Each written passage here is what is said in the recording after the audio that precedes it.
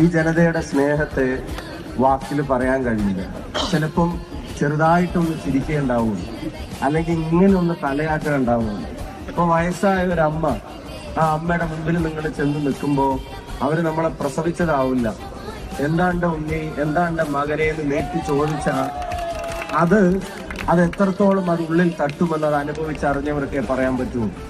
നമ്മൾ അവർ ഓരോരുത്തരുടെയും വീട്ടിലെ എല്ലാ കാര്യങ്ങളും ചെയ്തു കൊടുക്കുന്നവരായിട്ടല്ല, അവർക്ക് ചെലവിന് കൊടുക്കുന്നവരായിട്ടല്ല, അവരുടെ കടങ്ങൾ വീട്ടുന്നവരായിട്ടല്ല, അവരുടെ വ്യക്തിപരമായ ആനുകൂല്യങ്ങളുടെ പുറകിലെ ശക്തിയായി പ്രവർത്തിക്കുന്നത് കൊണ്ടല്ല. നാടിനു വേണ്ടി പ്രവർത്തിക്കുന്നു എന്ന് തോന്നിയാൽ മറ്റെല്ലാ പരിഗണനകൾക്കും അപ്പുറത്തേക്ക്, ജാതിയുടെയും മതത്തിന്റെയും എല്ലാ അതിർവരമ്പുകൾക്കും അപ്പുറത്തേക്ക് ചേർത്ത് പിടിക്കാൻ ഈ മണ്ണിനുള്ള ശേഷിയും കഴിവും അതാരെല്ലാം വില കുറച്ച് കണ്ടാലും അതൊന്നും പാലക്കാടിന്റെ മണ്ണിൽ വില പോവില്ല എന്നുള്ള കാര്യത്തിന് ഒരു സംശയവുമാണ്. മറ്റൊരു പ്രധാനപ്പെട്ട കാര്യം, ഇവിടെ 3 തെരഞ്ഞെടുപ്പിൽ മത്സരിച്ച് ജയിച്ച ഒരാളാണ്. ആ 3 തെരഞ്ഞെടുപ്പിൽ മത്സരിച്ച് ജയിച്ച എനിക്ക് ഒരു വോട്ട് കിട്ടാൻ വേണ്ടിയും ഒരു വീട്ടിലും നോട്ട് കെട്ടുകൊണ്ട് പോവേണ്ടി വന്നിട്ടില്ല എന്നുള്ളത് ഈ നാടിന്റെ പ്രത്യേകതയാണ്. അതെന്റെ പ്രത്യേകതയല്ല, അത് ഈ നാടിന്റെ പ്രത്യേകതയാണ്. എന്ന് വെച്ചാൽ അവനവന്റെ വോട്ടിനെ വിൽക്കാൻ വെച്ചവരല്ല പാലക്കാട്ടുകാർ എന്ന് 2 വിഭാഗക്കാർ തിരിച്ചറിയണം. 1, കള്ളപ്പണം കൊണ്ടുവരുന്നവരും, 2, ഇല്ലാത്ത കള്ളപ്പണത്തിന്റെ തിരക്കഥ മെനയുന്നവരും. 2 പേരും അത് തിരിച്ചറിയേണ്ട കാര്യമുണ്ട്. 3, രാഹുൽ മാങ്കൂട്ടത്തിൽ എന്ന ചെറുപ്പക്കാരനെ ഈ നാടിനേറെ പരിചിതമാണ്. ഞാനൊരു സ്ഥാനാർത്ഥിയായിട്ട് അദ്ദേഹത്തെ പരിചയപ്പെടുത്താൻ വേണ്ടി ഏതൊരിടത്ത് ഞാൻ പോകുമ്പോഴും രാ എന്ന് പറയുമ്പോഴത്തേക്കും മാങ്കൂട്ടമല്ലേ എന്ന് ആളുകൾ തിരിച്ചു ചോദിക്കുന്ന ഒരു നാടാണ്. ഞാൻ 2011 ഇവിടെ മത്സരിക്കാൻ വരുമ്പോ എന്നെ എത്ര പാലക്കാട്ടുകാർക്ക് അറിയാമോ അതിൽ എത്രയോ ഇരട്ടിയാണ് രാഹുൽ മാങ്കൂട്ടത്തിനെ അറിയുന്ന പാലക്കാട്ടുകാർ എന്നുള്ള കാര്യത്തിന് സംശയം വേണ്ട. 4, ഈ നാടിനെ സംബന്ധിച്ചിടത്തോളം നാടിന്റെ ശബ്ദമായി നിൽക്കാൻ തീരുമാനിച്ചാൽ, നാടിനോടൊപ്പം പ്രവർത്തിക്കാൻ തീരുമാനിച്ചാൽ ജനിച്ച വില്ലേജും പ്രസവിച്ച ആശുപത്രിയും നോക്കിയിട്ടല്ല, അവരുടെ കഴിവും ശേഷിയും നോക്കിയിട്ടാണ് പാലക്കാട്ടുകാർ വോട്ട് ചെയ്യുക എന്നുള്ള കാര്യത്തിന് സംശയം വേണ്ട. ഈ പാലക്കാടിന്റെ മണ്ണിലേക്ക് ആലപ്പുഴയിൽ നിന്ന് കൊണ്ടുവന്ന് മത്സരിപ്പിച്ച, കണ്ണൂരിൽ നിന്ന് കൊണ്ടുവന്ന് മത്സരിപ്പിച്ച, അതുപോലെ തന്നെ തൃശ്ശൂരിൽ നിന്ന് കൊണ്ടുവന്ന് മത്സരിപ്പിച്ച, മറ്റനേകം ജില്ലകളിൽ നിന്ന് ആളുകളെ കൊണ്ടുവന്ന് മത്സരിപ്പിച്ചതിന്റെ പരിചയ സമ്പത്തും തഴക്കവും പഴക്കവും ഒക്കെ ഇവിടുത്തെ എല്ലാ മുന്നണികൾക്കുമുണ്ട്. ജയിപ്പിച്ചതും മുഖ്യമന്ത്രിയാക്കിയതും പ്രതിപക്ഷ നേതാവാക്കിയതിന്റെ ചരിത്രം വരെയുണ്ട്. ഇപ്പൊ രാഹുൽ മത്സരിക്കുമ്പോൾ മാത്രം അവിടെ ജനിച്ച ജില്ലയും വില്ലേജും ആശുപത്രിയും ഒക്കെ ചർച്ചക്കെടുക്കുന്നത് പ്രാദേശികവാദത്തിന്റെ സ്നേഹം കൊണ്ടൊന്നും അല്ല, നേരെ മറിച്ച് മറ്റൊന്നും ആ സ്ഥാനാർത്ഥിക്കോ രാഷ്ട്രീയമായിട്ടോ പറയാനില്ലാത്തതിന്റെ പേരിലാണ്.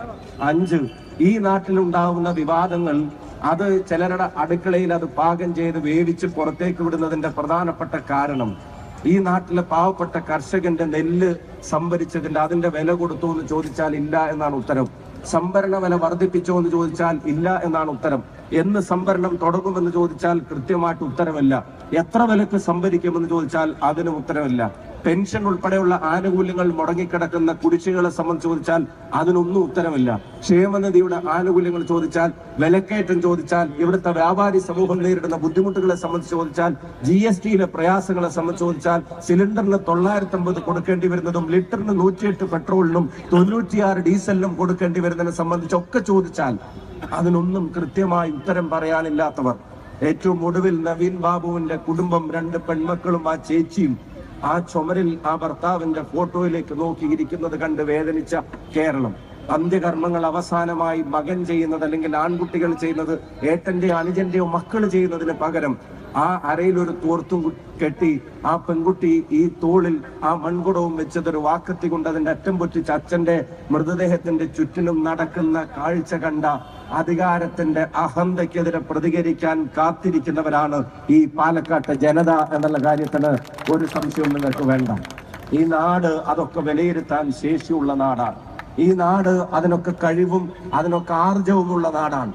പാലക്കാട്ടുകാരൻ ബഹളം വെക്കുകയെ പാലക്കാട്ടുകാരൻ ചിലപ്പം ഈ പറയുന്നത് പോലെ വലിയ ശബ്ദം ഉണ്ടാക്കിയെന്ന് വരില്ല. എന്ന് വെച്ച് അവന്റെ പൊളിറ്റിക്കൽ സെൻസിന് ഒരാളും ഡൗട്ട് ചെയ്യേണ്ടതില്ല. പാലക്കാടിന്റെ രാഷ്ട്രീയ ബോധം, പാലക്കാടിന്റെ ജനാധിപത്യ ബോധം, പാലക്കാടിന്റെ മതേതര ബോധം, അതിനെ പരാജയപ്പെടുത്താൻ ആർക്കും കഴിയുമെന്ന് ഞാൻ കരുതുന്നില്ല. 6, ഈ നാടിന്റെ വികസന പ്രവർത്തനങ്ങളിൽ ഞങ്ങളിതാ പാലക്കാട്ടെ കോട്ട മൈതാനത്ത് നിന്ന് പറയുന്നു, ആരുടെയൊക്കെ കാലത്ത് ആരൊക്കെ എന്തൊക്കെ ചെയ്തു എന്നുള്ളത് ഒരു പരസ്യ സംവാദത്തിന് ആരുമായിട്ടും തയ്യാറാണ് എന്നുള്ളത് ഈ കോട്ടുമൈതാനത്ത് വെച്ച് പറയാൻ ആഗ്രഹിക്കുന്നു. എല്ലാ കാലത്തേക്കും പാലക്കാടിന് കൊണ്ടുവന്ന കാര്യങ്ങൾ പറയട്ടെ. 7 രാഹുൽ മാങ്കൂട്ടത്തിൽ എന്ന ചെറുപ്പക്കാരൻ ഈ പാലക്കാടിനെ ഭാവിയിലേക്ക് നയിക്കാൻ ആഗ്രഹിക്കുന്ന ഒരാളാണ്. 2026 ഒരു UDF ഗവൺമെന്റ് വരും എന്നുള്ളത് ഈ നാട്ടിലെ എല്ലാവർക്കും ബോധ്യമുള്ള കാര്യമാണ്. ആ UDF ഗവൺമെന്റ് വരുമ്പോ ഉമ്മൻചാണ്ടി സാറുടെ ഭരണകാലം എങ്ങനെ പാലക്കാടിന് ഗുണകരമായിരുന്നോ അതുപോലെ 2026 മുതലുള്ള വർഷം അത് നമ്മുടെ കൂടെ ഉണ്ടാകും എന്നുള്ള കാര്യത്തിൽ ഒരു സംശയവും വേണ്ട. 7 ഈ നാടിനെ സംബന്ധിച്ചിടത്തോളം ഇന്ന് നമ്മുടെ കൂടെ വന്ന ഒരു സഹപ്രവർത്തകൻ സഹോദരൻ, നേരത്തെ ഇവിടെ PK ഫിറോസ് ഉൾപ്പെടെയുള്ള ആളുകൾ പറഞ്ഞു, എന്തിനാണ് BJPയിൽ നിന്ന് ഒരാൾ വിട്ടുപോരുന്നതിന് CPM-ന് ഇത്ര പ്രയാസം എന്നെനിക്ക് മനസ്സിലാവുന്നില്ല. എന്ന് മാത്രമല്ല, ജനങ്ങൾ വിഡ്ഢികളെല്ലാം അവരും തിരിച്ചറിയണം. ആ നേതാവ് പാർട്ടി വിടുന്നു എന്നൊരു ഒരു ധ്വനി പുറത്തു വന്നപ്പോഴത്തേക്കും അയാൾ ഉത്തമനായ ആളാണ്, വ്യക്തിപരമായി ഒരു വെറുപ്പുമില്ല, വിരോധവുമില്ല, മാന്യനായ ആളാണ്, ആശയങ്ങളോട് മാത്രമേ വിയോജിപ്പുള്ളൂ, ആ ആശയങ്ങൾ വിട്ടാൽ ഞങ്ങൾക്ക് സ്വാഗതം ചെയ്യാൻ ഒരു തടസ്സവുമില്ല എന്ന് പത്രസമ്മേളനം നടത്തി പറഞ്ഞിരുന്ന ആളുകൾ. ഞാൻ ചോദിക്കുന്നു, അവര് പാർട്ടി വിടാൻ തീരുമാനിക്കട്ടെ, ഞങ്ങൾ സ്വാഗതം ചെയ്യും എന്ന് പറഞ്ഞിരുന്ന അതേ നാവ് കൊണ്ട് അയാളെ ഇന്ന് വർഗീയതയുടെ കാളിയൻ എന്നൊക്കെ വിളിക്കുമ്പോ ജനം വിഡ്ഢിയാണെന്ന് കരുതി നിങ്ങൾ ആരും ഇടപെടേണ്ടതില്ല എന്ന് അവരെ ഓർമ്മപ്പെടുത്തുന്നു. അയാൾ പറഞ്ഞൊരു വാചകമാണ് ആ മാറ്റത്തിന്റെ ഏറ്റവും പ്രധാനം. വെറുപ്പിന്റെ ഫാക്ടറിയിൽ നിന്ന് സ്നേഹത്തിന്റെ കടയിലേക്കാണ് അയാൾ കാലെടുത്ത് വെച്ചിരിക്കുന്നത് എന്നുള്ളത് അയാൾ പറയുന്നു. 9 ഇനി ദിവസങ്ങൾ വളരെ കുറവാണ്. നിങ്ങളുടെ അറ്റൻഷൻ വേണ്ടത് ബൂത്തുകളിലാണ്. ഓരോ വോട്ടും പറഞ്ഞ് ചെയ്യിപ്പിക്കുക എന്നുള്ളതാണ് നമ്മുടെ മുമ്പിലുള്ള ഉത്തരവാദിത്വം. നിങ്ങളുടെ ബന്ധങ്ങളിൽ, പരിചയങ്ങളിൽ, സൗഹൃദ വലയങ്ങളിൽ എല്ലാ പാലക്കാട്ടുകാരോടും രാഹുലിന് വേണ്ടി നിരന്തരം സംസാരിക്കേണ്ട ദിവസങ്ങൾ, അവസാനം മണിക്കൂറുകൾ, അത് നമ്മുടെ ഉത്തരവാദിത്തമാണ്. ഇതൊക്കെ നമ്മുടെ പരിപാടികൾ പ്രചരണത്തിന്റെ ഭാഗമാണ്. റെസ്പോൺസിബിലിറ്റി എന്ന് പറയുന്നത് ബൂത്തുകളിൽ നമ്മൾ നിർവഹിക്കുന്ന കടമകളാണ്. അത് വിട്ടുപോകരുത്. അവസാനത്തെ പോയിന്റ് 10. ഞാൻ ഒരു കാര്യം ഉറപ്പിച്ചു പറയുന്നു. 3 തെരഞ്ഞെടുപ്പിൽ മത്സരിച്ച ഒരാളെന്നുള്ള നിലക്ക് പാലക്കാടൻ ജനതയുടെ പെരുമാറ്റവും അവരുടെ വോട്ടിംഗ് പാറ്റേണും തമ്മിലുള്ള ബന്ധം ചെറുതായിട്ടെങ്കിലും മനസ്സിലാക്കാൻ ശ്രമിച്ചിട്ടുള്ള ഒരാളെന്നുള്ള നിലക്ക് ഇവിടെ നിന്ന് സ്വന്തം ഇഷ്ടപ്രകാരമല്ല, പാർട്ടി തീരുമാനപ്രകാരമാണ് പോയത് എന്ന് ഈ നാട്ടിലെ ജനങ്ങൾക്ക് അറിയും എന്നുള്ള വിശ്വാസത്തോടു കൂടി തന്നെ ഒരു വാചകം ഞാൻ ഈ വേദിയിൽ വെച്ച് പറയാൻ ആഗ്രഹിക്കുന്നു. നമ്മൾ ഒന്നിച്ച് മനസ്സ് വെച്ചാൽ ഏറ്റവും ചുരുങ്ങിയത് ഒരു 5 അക്ക ഭൂരിപക്ഷത്തിന് രാഹുൽ മാങ്കൂട്ടത്തിൽ കേരളത്തിന്റെ നിയമസഭയിൽ ഉണ്ടായിരിക്കും.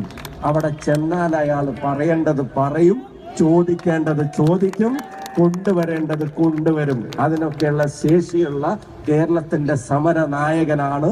ഈ കേരളത്തിന്റെ ഭാവി രാഷ്ട്രീയത്തിൽ നമ്മളെല്ലാവരും പ്രതീക്ഷയോടെ ഉറ്റുനോക്കുന്ന ഒരു ചെറുപ്പക്കാരനാണ്.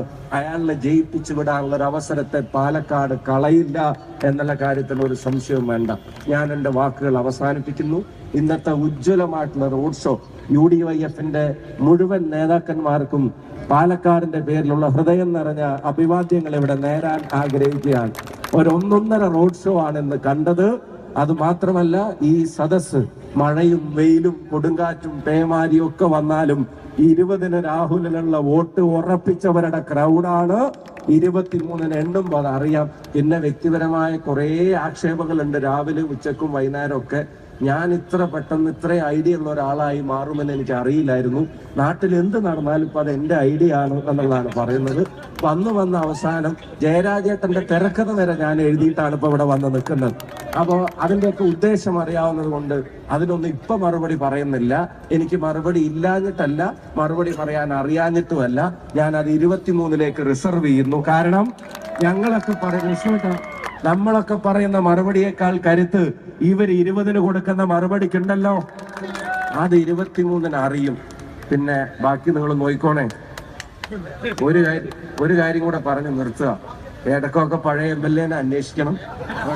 പുതിയ ആളെ കിട്ടിയ ദേവേട്ടാ, ഇടക്കൊന്നും പഴയ ആളുകളെ അന്വേഷിക്കണം. പുതിയ MLA-നോട് പറയണം, ഇടക്കൊന്നും ഇവിടെ വരാനൊക്കെ പറയണം. നിങ്ങളുടെ ഈ മഴയത്തും ചോർന്നു പോവാത്ത ആവേശത്തിനും സ്നേഹത്തിനും ഒക്കെ ഒരുപാട് നന്ദിയുണ്ട്. വടകരക്ക് പോകുമ്പോ ഈ വഴി വന്നിട്ട് പോകാം. വടകരക്കാരെന്നെ തെരഞ്ഞു വന്നിട്ടുണ്ട്, ഞാൻ അവരോട് പോകും. പിന്നെ അപ്പോ ഇതൊന്ന് ബൂത്തിലെ കാര്യങ്ങൾ ശ്രദ്ധിക്കണേ. സംഭവം ഗംഭീരമാക്കി, കലക്കി ഉഷാറാക്കി കേട്ടോ. എല്ലാരോടും താങ്ക് യു സോ മച്ച്.